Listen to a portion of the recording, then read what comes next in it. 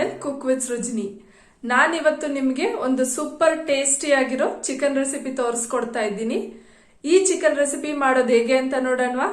Stove ಹಚ್ಚಿ ಬಾಣ್ಲಿ ಇಟ್ಟು ಸ್ಟವ್ನ low flame ನಲ್ಲಿ ಇಟ್ಕೊಂಡು ಒಂದ್ 8 ರಿಂದ 10 ಸ್ಪೂನ್ ಎಣ್ಣೆ ಹಾಕೊಳ್ಳಿ.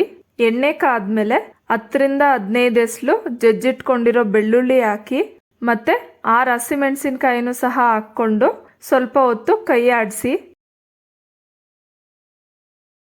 ಆಮೇಲೆ ಅರ್ಧ ಸ್ಪೂನ್ ಶುಂಠಿ ಬೆಳ್ಳುಳ್ಳಿ ಪೇಸ್ಟ್ ಹಾಕೊಂಡು ಅದು ಹಸಿ ವಾಸನೆ ಹೋಗೋವರೆಗೂ ಎಣ್ಣೆನಲ್ಲಿ ಫ್ರೈ ಮಾಡ್ಕೊಳ್ಳಿ. ಶುಂಠಿ ಬೆಳ್ಳುಳ್ಳಿ ಪೇಸ್ಟ್ ಹಸಿ ವಾಸನೆ ಹೋದ್ಮೇಲೆ ಅರ್ಧ ಕೆಜಿ ತೊಳೆದಿಟ್ಕೊಂಡಿರೋ ಚಿಕನ್ ಹಾಕಿ ನಿಧಾನಕ್ಕೆ ಮಿಕ್ಸ್ ಮಾಡ್ಕೊಬೇಕು. ಮಿಕ್ಸ್ ಮಾಡಾದ್ಮೇಲೆ ಲಿಡ್ ಕ್ಲೋಸ್ ಮಾಡಿ ಮೀಡಿಯಂ ಫ್ಲೇಮ್ನಲ್ಲಿಟ್ಟು ಒಂದು 20 ನಿಮಿಷ ಬೇಯಿಸ್ಕೊಳ್ಳೋಣ. ಚಿಕನ್ ಅರ್ಧ ಬೆಂದಿದೆ.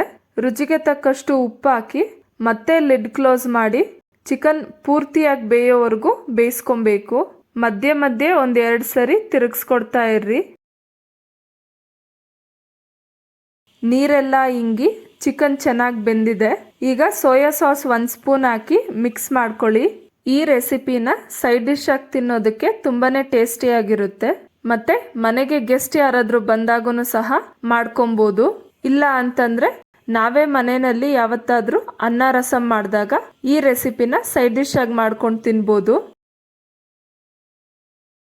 ನಾನಿಲ್ಲಿ 2 ಸ್ಪೂನ್ ಕಾರ್ನ್ಫ್ಲೋರ್ಗೆ ನೀರ್ ಹಾಕಿ ಒಂಚೂರು ಗಂಟಿಲ್ದಂಗೆ ಮಿಕ್ಸ್ ಮಾಡ್ಕೊಳ್ತಾ ಇದ್ದೀನಿ. ಇದನ್ನ ಚಿಕನ್ಗೆ ಹಾಕೊಂಡು ಮಿಕ್ಸ್ ಮಾಡ್ತಾನೆ ಇರ್ರಿ. ಕಾರ್ನ್ಫ್ಲೋರ್ ಪೇಸ್ಟ್ ಹಾಕದ್ಮೇಲೆ ಒಂದ್ 20 ನಿಮಿಷ ಕೈ ಆಡಿಸ್ತಾ ಚೆನ್ನಾಗಿ ಫ್ರೈ ಮಾಡ್ಕೊಳ್ಳಿ. ಯಾಕಂದ್ರೆ ಅದು ಹಸಿ ಹಸಿಯಾಗಿ ಸಿಕ್ಕಿದ್ರೆ ತಿನ್ನೋದಕ್ಕೆ ಅಷ್ಟು ಚೆನ್ನಾಗಿರಲ್ಲ. ಕಾರ್ನ್ಫ್ಲೋರ್ ತಳ ಹಿಡಿಯುತ್ತೆ, ಆದ್ರೂ ಪರವಾಗಿಲ್ಲ, ನೀವು ಮಿಕ್ಸ್ ಮಾಡ್ತಾನೆ ಇರ್ರಿ. ಇದು ಯಾವುದೇ ಒಂದು ಮಸಾಲೆ ಇಲ್ಲದೆ ಇರೋ ಸಿಂಪಲ್ ಆಗಿರೋ ಟೇಸ್ಟಿ ಆದ ರೆಸಿಪಿ. ಮತ್ತೆ ಮಕ್ಕಳು ಮನೆಯಲ್ಲಿರೋ ಎಲ್ರೂ ಇಷ್ಟಪಡೋ ಅಂತ ರೆಸಿಪಿ. ಈಗ ಜಿಂಜರ್ ಗಾರ್ಲಿಕ್ ಚಿಕನ್ ರೆಡಿ ಆಗಿದೆ.